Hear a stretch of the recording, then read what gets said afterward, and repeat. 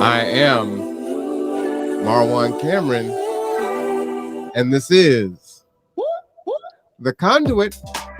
All right, everyone, it is February 9, 2022. It's 12 p.m.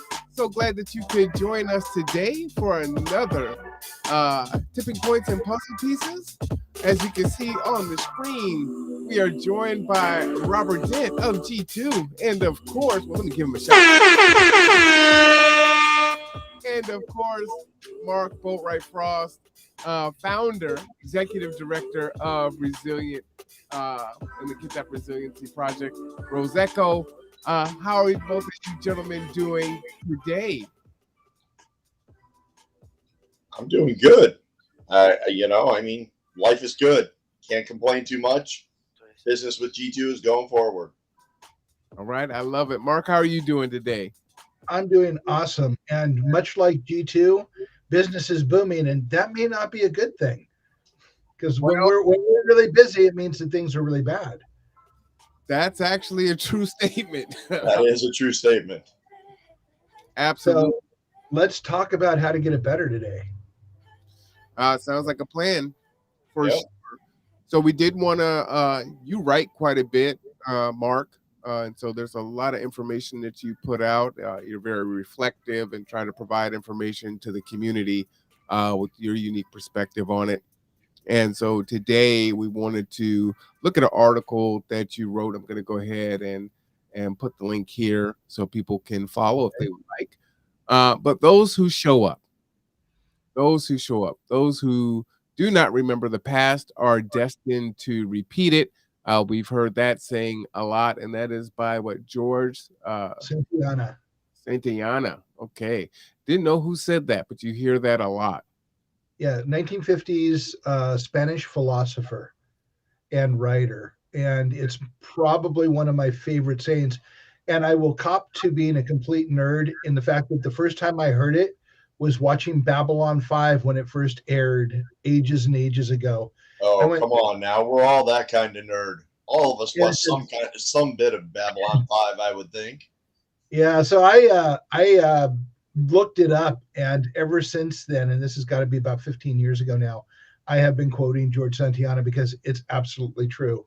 If we do not remember the past, we are destined to repeat it, and we have done so a lot. But we've talked about that. We'll be talking about that again.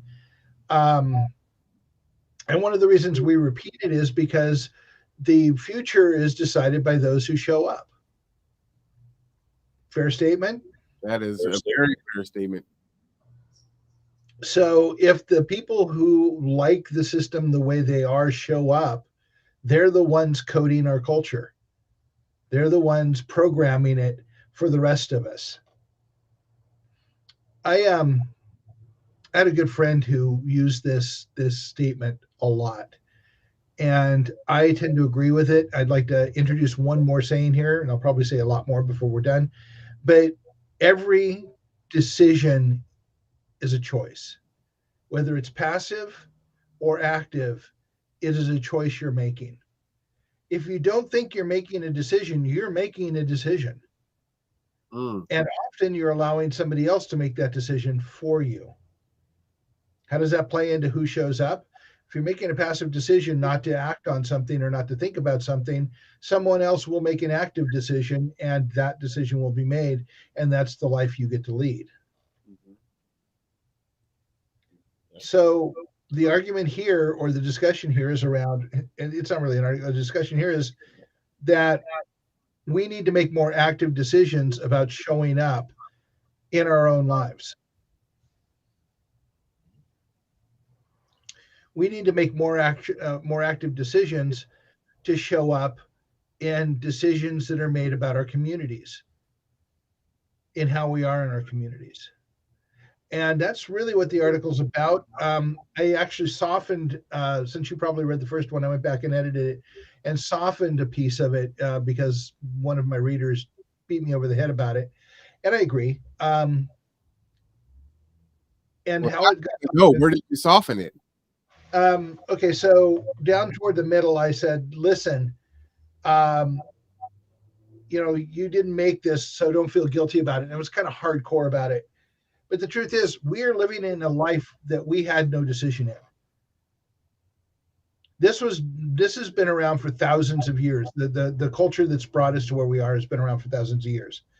In order to change it, we need to come together. But beating someone up or beating yourself up for not paying attention or not knowing or not having done something about it is pointless. It really is pointless because we live in it. We're responsible to fix it, but we didn't create it.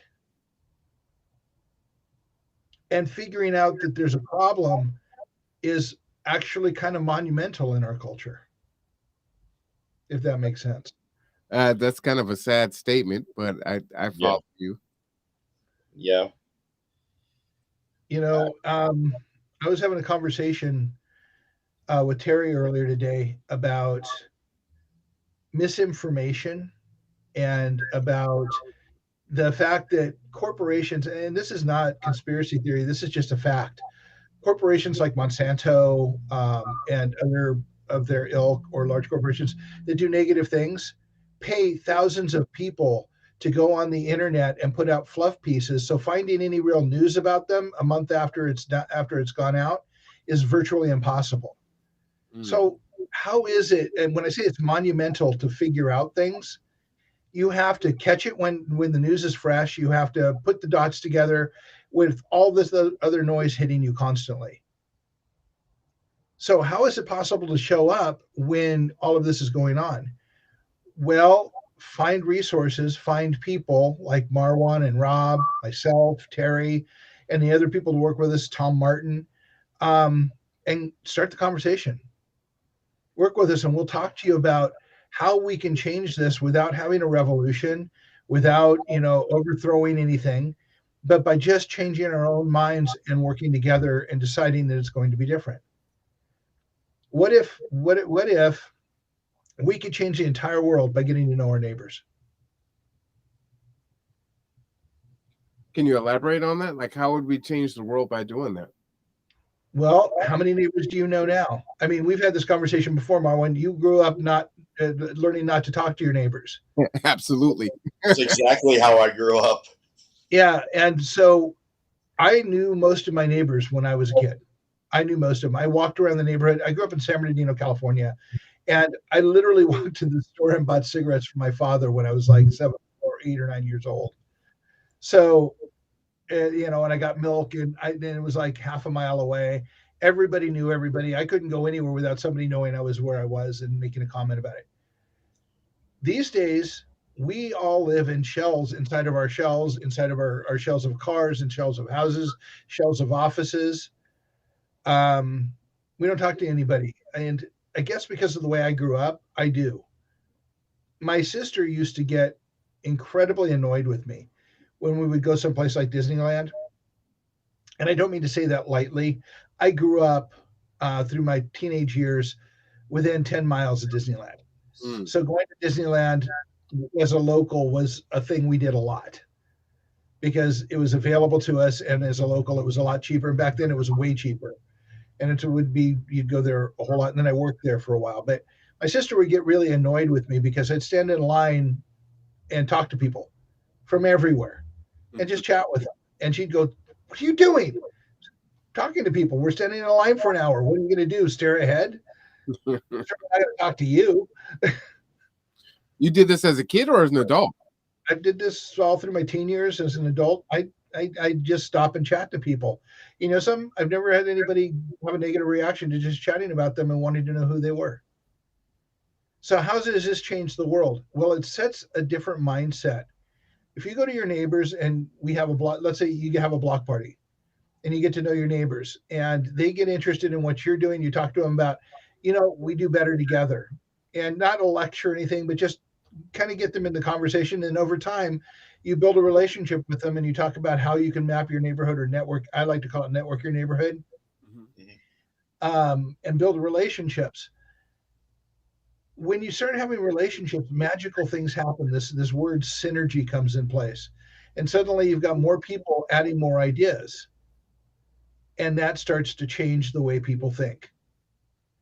It's a slow process. It's not something that happens overnight. It's not something that's going to happen in a decade. But to change a process that had been in place for thousands of years, it's going to take generations. And we can make improvements early on, but we really have to look at this as planting a tree that our children or grandchildren will sit under. Mark, I wanted to ask you a question in regards to, getting to know your neighbors. And, Yeah. So one of the reasons why we were kind of taught and raised the way that we were was, we're very private, right? You don't have outsiders in your personal business. And there were times when we were latchkey kids. So of course it's, you don't want the neighbors coming over. You want to keep the kids safe. Like you don't answer the door for anyone, things like that. Right. So all those are kind of natural things. But to what extent do you get to know the neighbor? I mean, is it to the point where they're coming over for dinner? Are we, having the Super Bowl together? And I'm kind of an introverted person. So after my day of serving the community and doing all the things, the last thing I want is to be getting a knock on my door from my neighbor saying, hey, well, let's have dinner, let's do this, let's do that. So what's that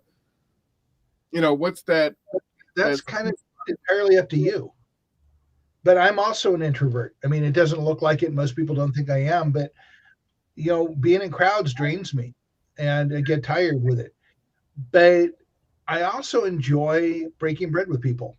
I enjoy the conversation. And to some degree, that energizes me. I love cooking burgers for other people, and I love cooking for people, period. Last night, Terry's daughter came over, and I made dinner for everybody. And it's something that I love to do. That does energize me, and I like talking to people and listening to what they have to say.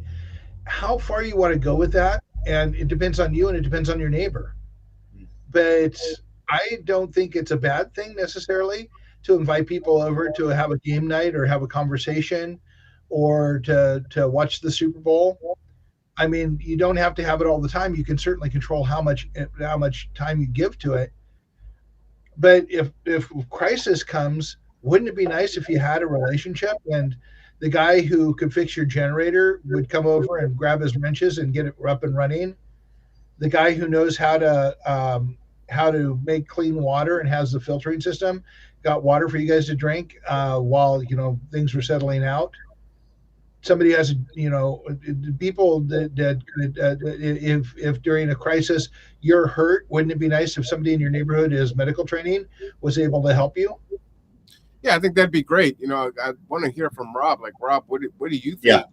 would be a comfortable level for you to engage with your neighbors to where you still have that kind of privacy when you want it, but if something happens, as Mark says, you can knock on the door, they're knocking on your door, and you're ready to synergize and help each other. Yeah. First, let me amend what I had first said. I had first said that I grew up the same way, not knowing my neighbors. And that really is a false statement because, I mean, as a child, my parents, I grew up in a small town. And like you were saying, Mark, everybody knew everybody. So everybody knew everybody's business. Everybody just knew it all. That, to me, when I became an adult, had burned me out where I did not want everybody in my business. Okay? So I moved to the West Coast. I don't want to talk to my neighbors. I had joined the military. Guess what? I'm not going to talk to my neighbors. So you get to where we are now, Marwan. So we founded G2. We're doing things. I live in a neighborhood where I have gotten to know all of my neighbors. Okay. The good, the bad, the ugly. Okay. Some of them I want to engage with. Some of them it's just passing on the sidewalk and say, hey, how's your day going? And, it really is a mix of how that works. But I can say to knowing your neighbors, recently, going down to Texas, being down there with my mom and seeing the support network she has. My mom still has that mentality they had when we lived in the small town outside of Detroit. So she knows all her neighbors. Okay. So my dad, was on oxygen and stuff before he died.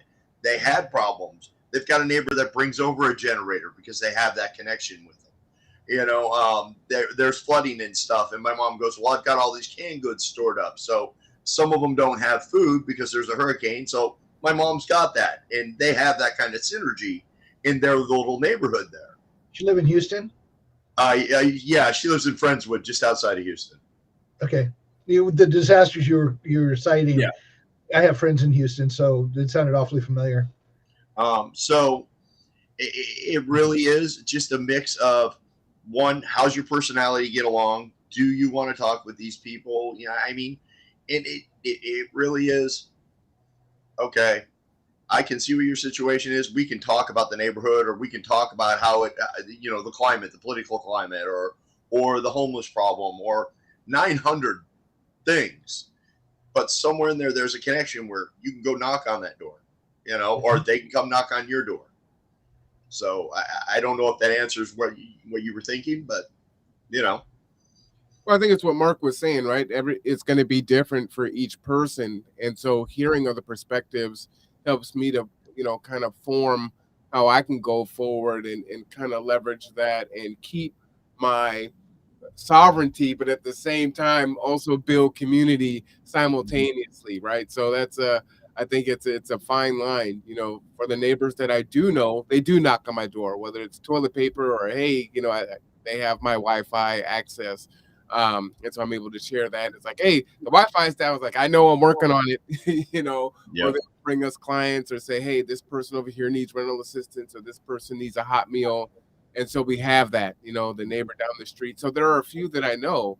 And actually, the older gentleman couple right across the street from me, I mean, they're in their late, probably 70s, easy, retired military, comes knocking on my door one day. And I thought he was a landlord, right? So I'm like, hey, how you doing?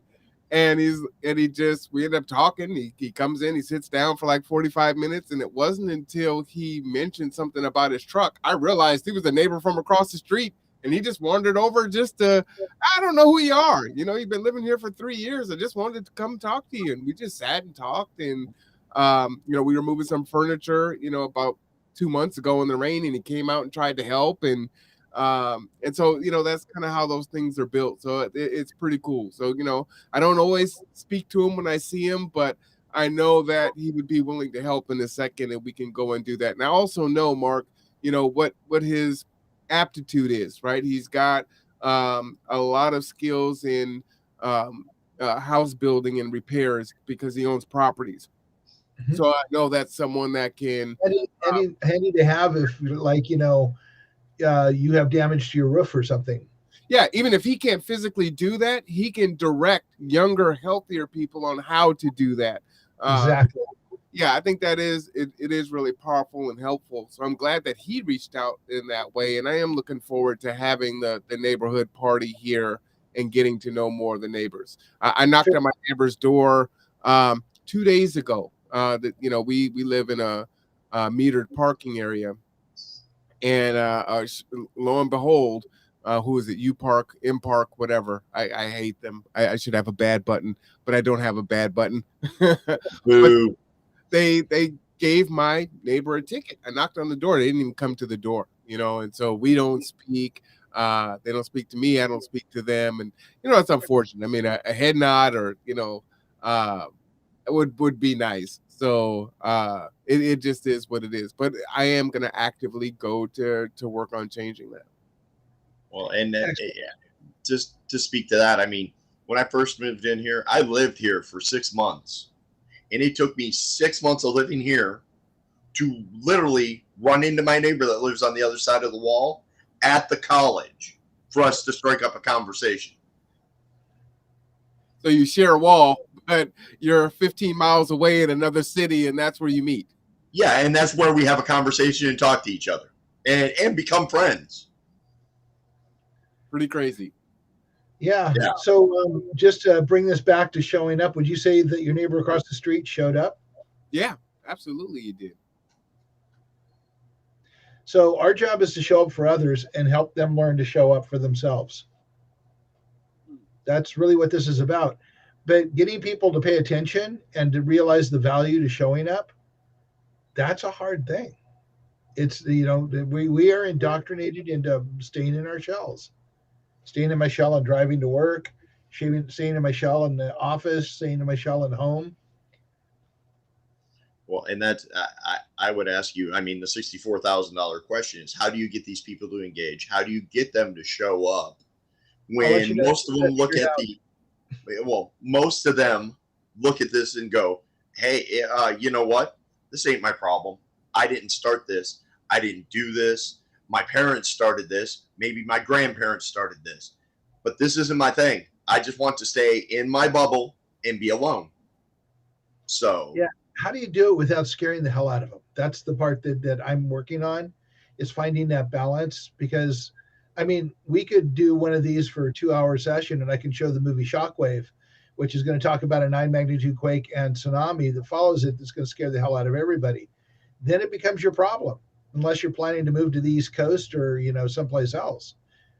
But the thing is, how to get them to understand that this is their problem now. And it's interesting. I'm actually in a pretty good mood, considering the last 4 days I've been working on web pages that I need for the new web launch that we've been working on. And I've been focused on water, power, and food so far. Shelters next.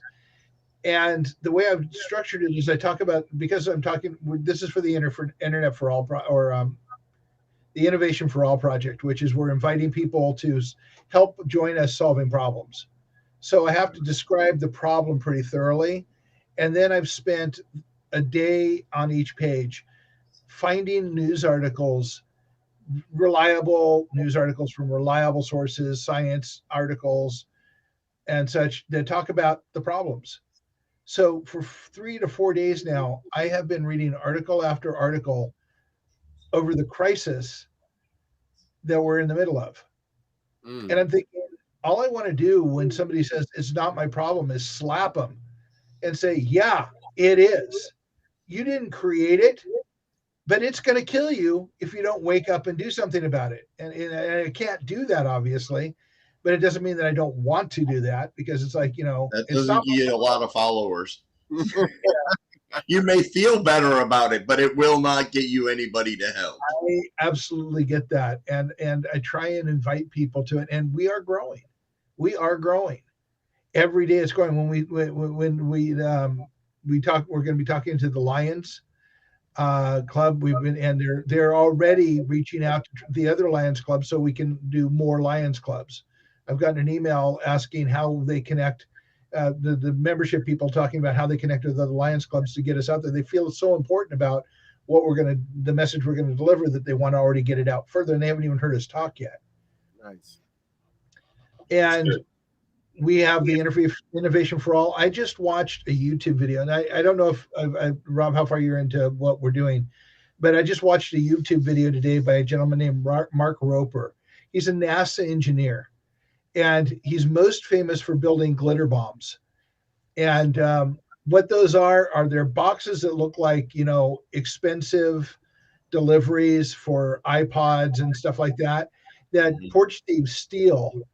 And what he has is a machine inside of it that basically has 4 phones, so everything's being recorded, a GPS to show where the box travels. It has, when they open it, a glitter bomb goes off and throws glitter everywhere. And then they have skunk spray that sprays out. Oh, wow. They're thorough. Very thorough. He's got 4 generations of this, and he shows videos about this. He works with police forces all over the country, small town police forces, and to help deal with this. He's also gotten involved in doing similar things for human trafficking, for other things that are huge problems. But today's video was interesting because he always does it in really tongue-in-cheek sort of way, but basically taking a bottle and going to a swamp, and this particular swamp had a dead possum in it, and taking the water out of the swamp and taking this powder that he had from a package and put it into the bottle, shake it up for 5 minutes, and the water and the mud and debris separate, leaving clear drinkable water at the top. Really? Well, that's kind of cool. I've never heard of this product. He explains it is from Procter & Gamble. They sell it at a loss overseas to people who don't have drinking water. What it does is it has a compound that basically pulls all the mud and makes it into a larger compound, so it becomes denser. It has a polymer fiber kind of thing that surrounds us, and all of that sinks to the bottom. Mm. And then it has a chlorine base that takes care of most of the pathogens, bacteria, and viruses. So the water in the top is drinkable. Now, of course, were I doing it, I would siphon the water on the top off and run it to a secondary filter just because I'm me. But Maybe squirt some Mio in there. huh? Maybe squirt some Mio in there or some kind of flavoring. That just sounds pretty nasty. But anyway, but if awesome. okay, so let's talk about. I'm not to get depressing, but let's talk about Cascadia Rising for a minute. Mm-hmm. 9 magnitude quake, followed by a tsunami that's pretty much going to wipe out most of the wastewater treatment in Kitsap County is on the waterfront. Mm. So it's gone, it's done. So, and not to put too fine a point on it, but it's going to be pretty shitty. Water delivery. How many pipes are going to be left delivering water to your pipe? You imagine 266,000 people going to their tap and no water comes out. If you don't have water stored up and back, and okay, we have 20 gallons worth of water stored here. Mm-hmm. That goes really fast with two people if we don't get help for several months. So it might come to the point where we're taking less than stellar water and trying to make it drinkable. Yeah, I got a collapsible rain barrel in December.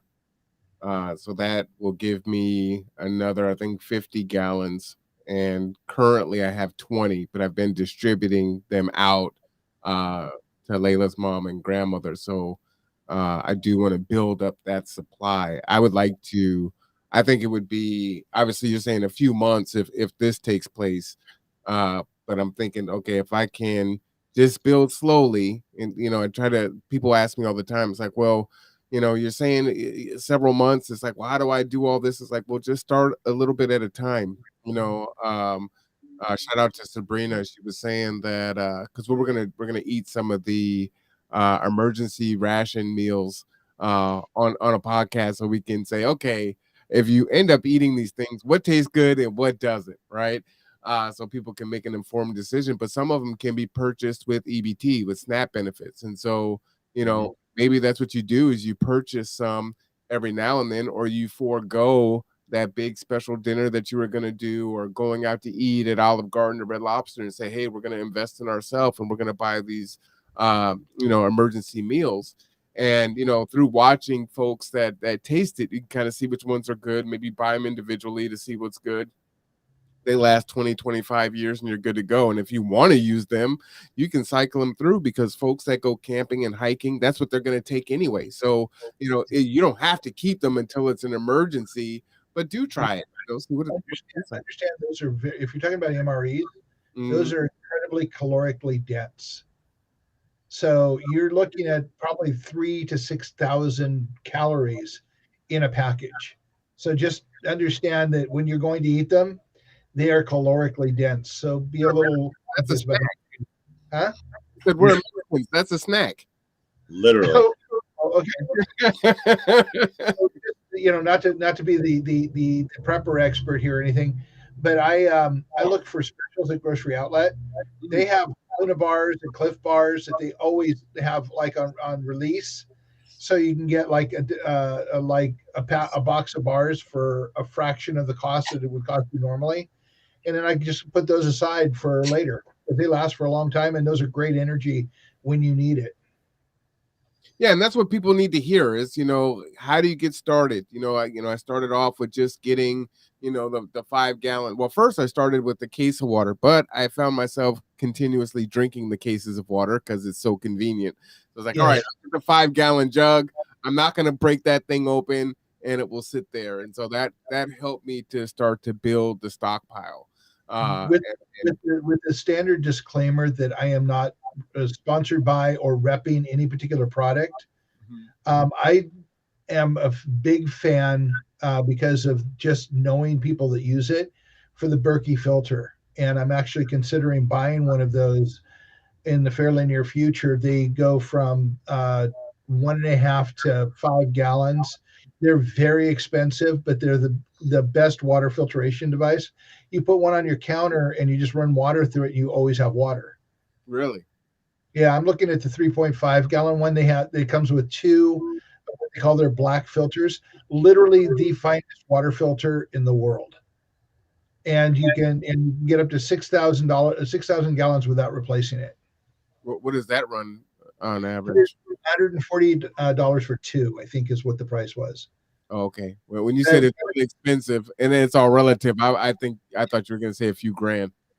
No, the whole thing, you can get the whole thing with backup filters for less than $1,000. And it's stainless steel, so it's going to stick around for a long time.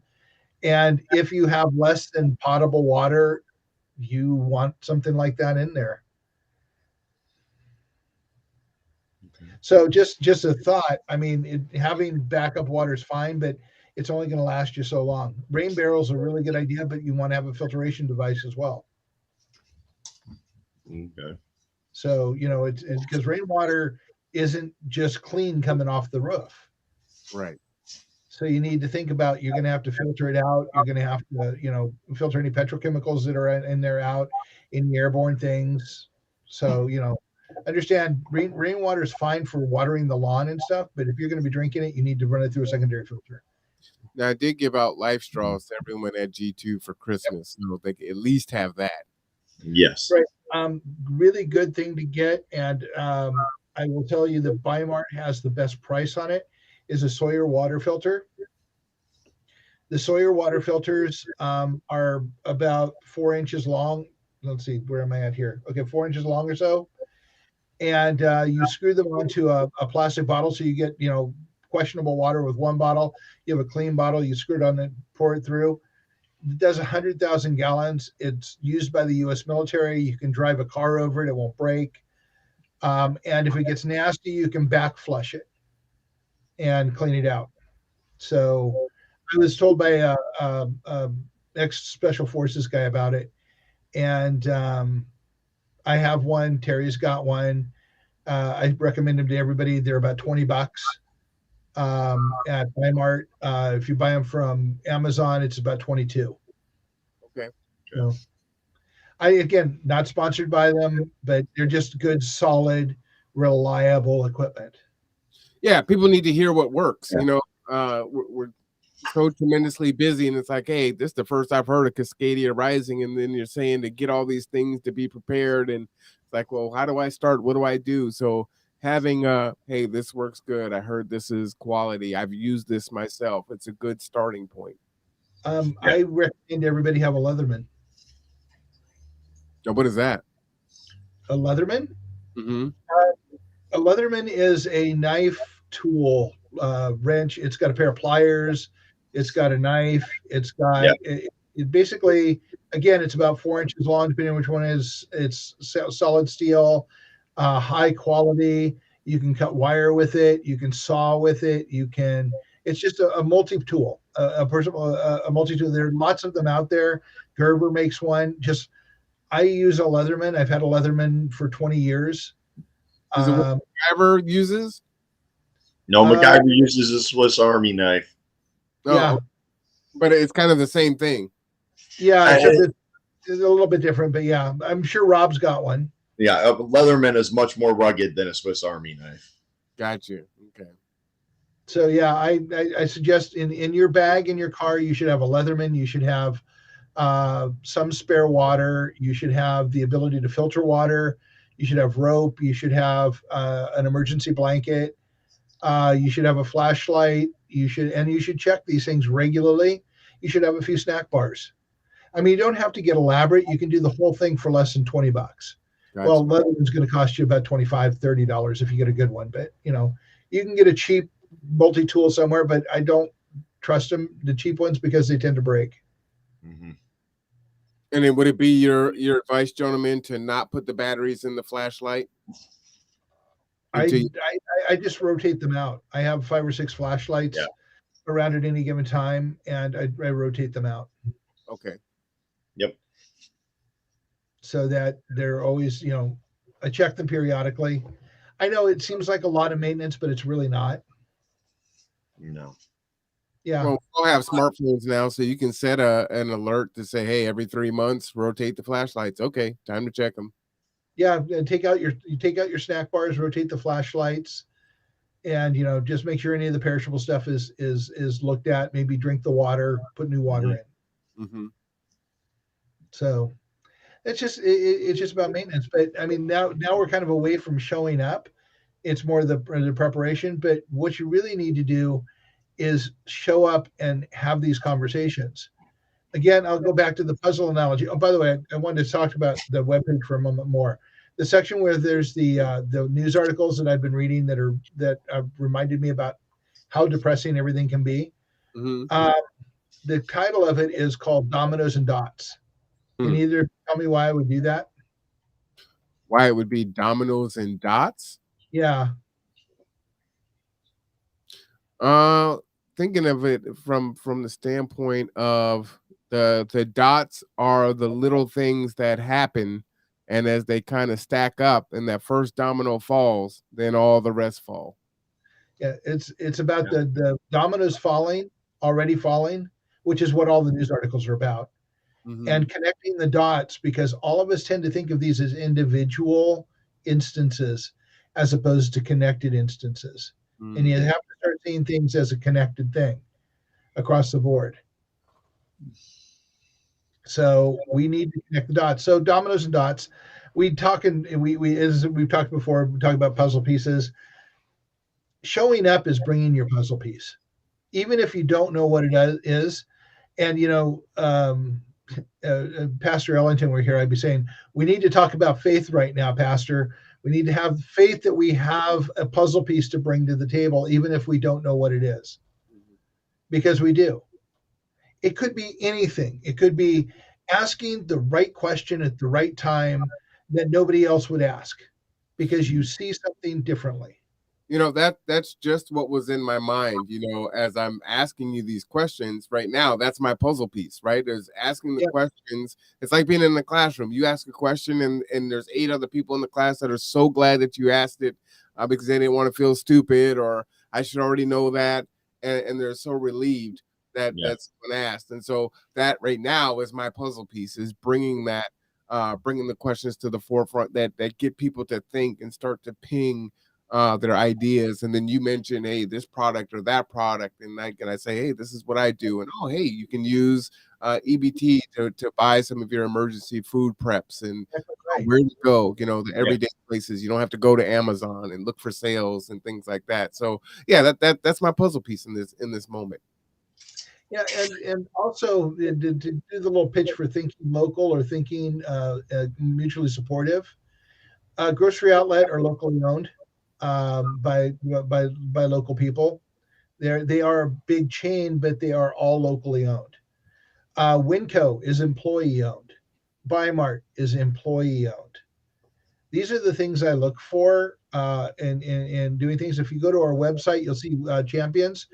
These are small local businesses that I go to because they have excellent support, great products, and they support the community. And there are some small businesses, I will agree, that have incredibly high prices and no service. There are a lot of small businesses, local businesses that they sell financial reporting and everything else, and I'm sure people need that, but I would prefer to support somebody who's like a local grocery store. Mm-hmm. Actually, if you go down there, Marwan, toward the bottom, you'll see a little slideshow.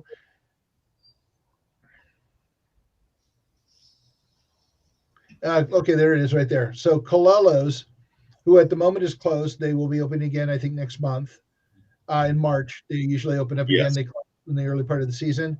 They do local produce. Their people are phenomenal, very helpful, best produce in town or in the area, as far as I'm concerned. I will drive all the way out to Port Orchard to buy produce from these guys because I've never been disappointed. Wow. If you click on the one next to it in the little slide down at the bottom, the little pictures, right there, Rosanna's Asian Market. It's on between Silver Pine and Central Valley, off of Fairgrounds. Really nice people. I buy a lot of my produce there. I buy almost all of my ginger there. Went there 2 days ago to buy rice.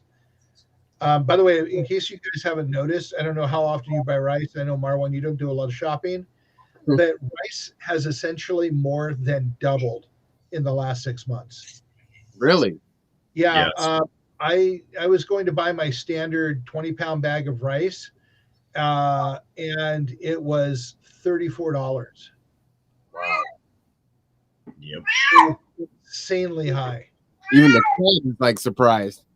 Yeah. Yeah. Even the cats are surprised. So I go to Rosanna's. The people there are super nice, locally owned. Their produce, for those who want to do Asian cooking and need the Asian produce, they buy fresh produce and bring it in on Tuesdays. They always have produce, but it's fresh on Tuesdays. Great people. Next one over. Mm-hmm. Okay, Helmets Auto Repair. I take my car there. I took it there before I bought a German car. They prefer working on German cars, but Steve is honest, fair pricing, does what he says he's going to do. It just community focused, great people. I highly recommend going to them. If he can't do it, he will send you to somebody equally reliable. Oh, nice. So next is Carter's. This is a little bakery coffee place on Bay Street in Port Orchard. Marwan, I'm going to let you talk about them because you've been there. Well, I mean, I could just say it with the phrase "chocolate covered bacon." I mean, what else do you need? You really don't have to go more than that. That covers it right there. No, their pastries are phenomenal. Their quiche is really good. Their soups, their sandwiches. We would meet there, and it's a dangerous place to meet, but it is excellent. Very, very much top quality. So I will treat the office to Carter's from time to time. Probably do it again. I was going to say, I have a reliable source that says the Marionberry cheesecake is to die for. Yep. And I think that personally, I think they have the best coffee and of any place that I go. And I don't mean to piss any of the local coffee people off, but I love Carter's coffee. And the one thing I need to say about them is habanero chocolate ice cream. I will take your word on it, but I'm pretty sure I know a few people that'll try it. Yeah, I love it.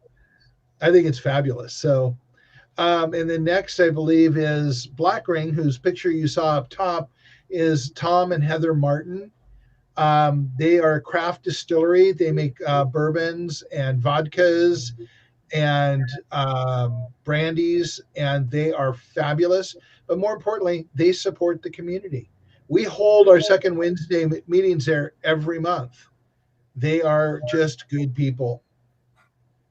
And Marwan disappeared, so can we go to the Slippery Pig? I'm having trouble with it. Okay, we'll just talk about the rest of them.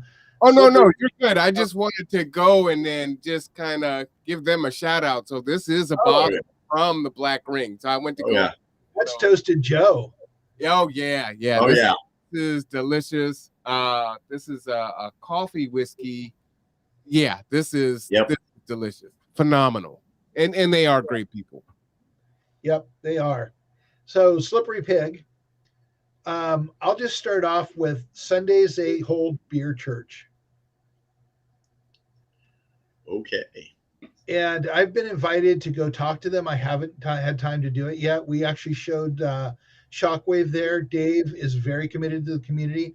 They do their own distilled, I guess, ciders. They have a pineapple cider to die for. And Beer Church, they hold a Beer Church is a little different. They talk about national events and community events and how to engage and they talk about it. They get a presentation.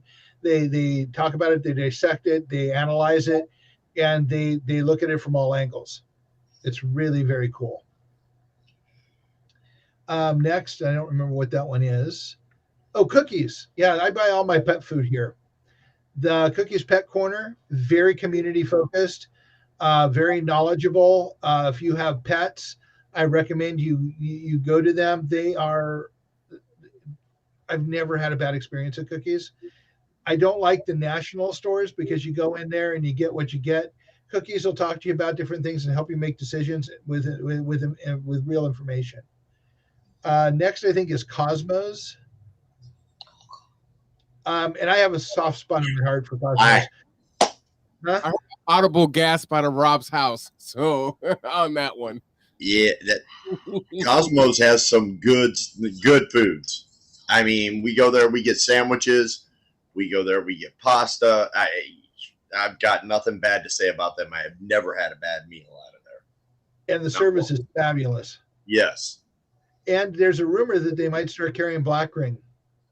Really? Oh, yeah. That'd be awesome. So, and I, as you know, as you gentlemen know, and the audience probably doesn't, that I'm allergic to wheat and corn. I can actually get a meal at Cosmos. Oh, so awesome. They have a very, very warm place in my heart. And last but not least on there is the Kitsap Food Co-op, which you guys have a fondness in your heart because they're next door to your offices.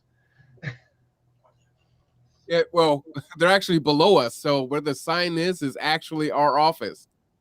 Yep. That's right. And they're good people.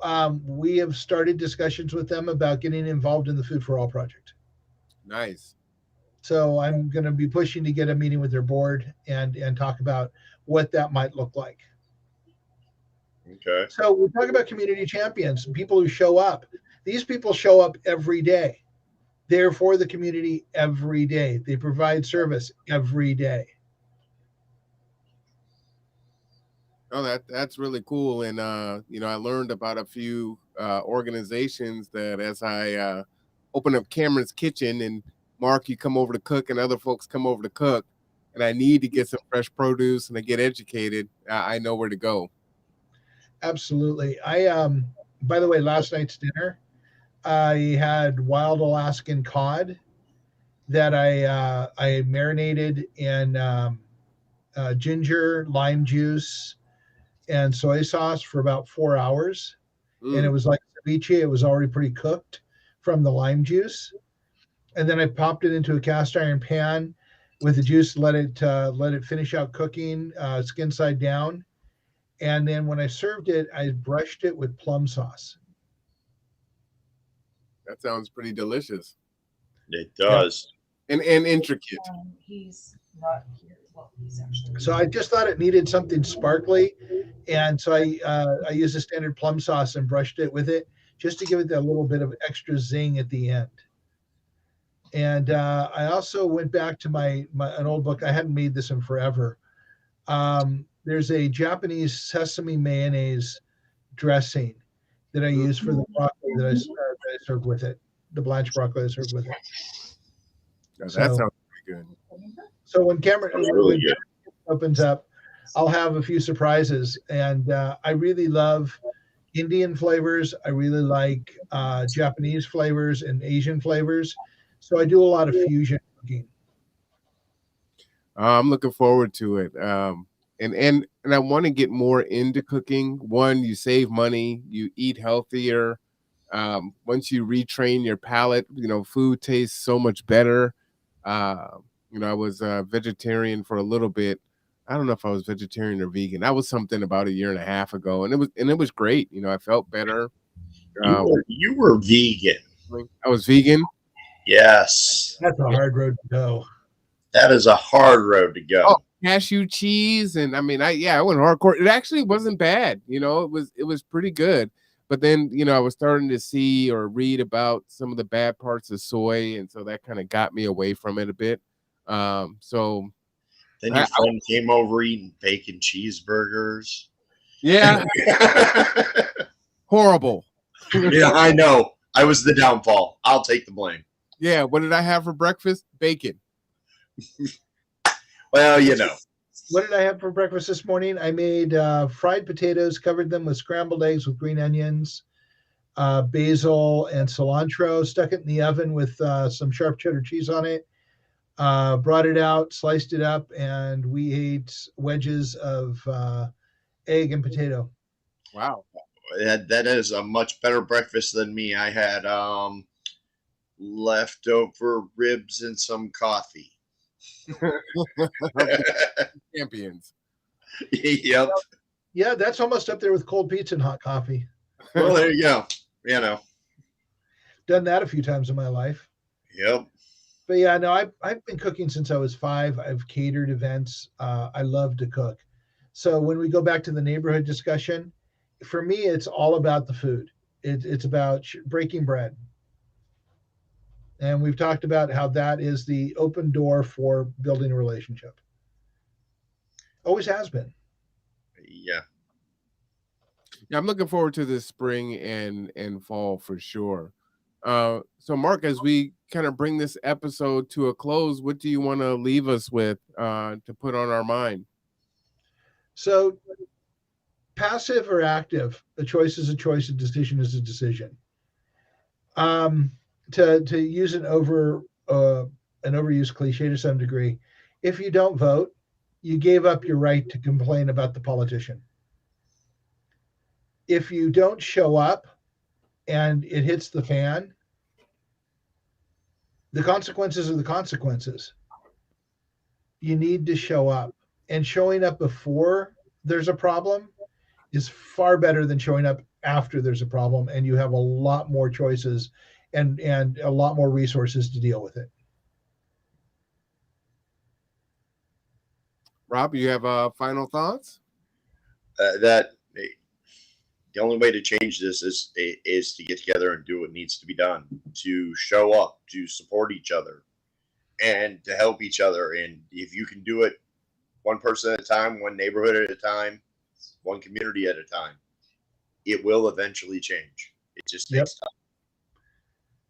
And understand a real time frame. It's not going to happen overnight. We can't fix it in a half an hour.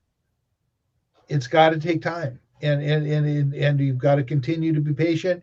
You got to continue to work. You got to put one foot in front of the other. You know, I'll build off of what Rob was saying, and what both of you are saying. You know, when I was teaching at the college, you know, when I first started, I was just an advisor, and then I began to teach after a year, and then after that, you know, I began to create my own curriculum. After that, I started my own programs. And then from there, you know, I started a nonprofit. And so that is kind of the evolution of doing this work, right? And so I can look in hindsight now, we turned 4 on the 8th. So in just about a week.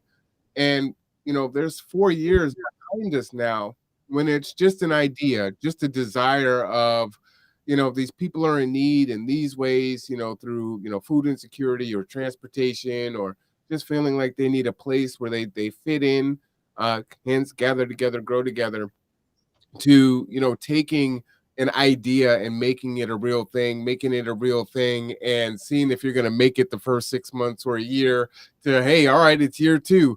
Oh, holy crap. What's a pandemic? You know, what's a pandemic?